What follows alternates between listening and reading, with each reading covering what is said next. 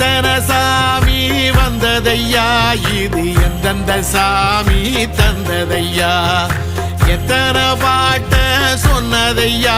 அத சுத்துற பூமி கண்டதையா,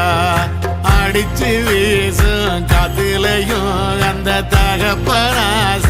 சுத்துதையா, பிடிச்சு பூக்கும் விதையிலும் ஒரு வம்சத்து கதையே உள்ளதையா, 100 தலைமுறை சேர்ந்து செதுக்குன ஈர நலம் இது பாறையா, வாழும் வரையிலும் நீயும் விதைக்கிற கடமை இருக்கு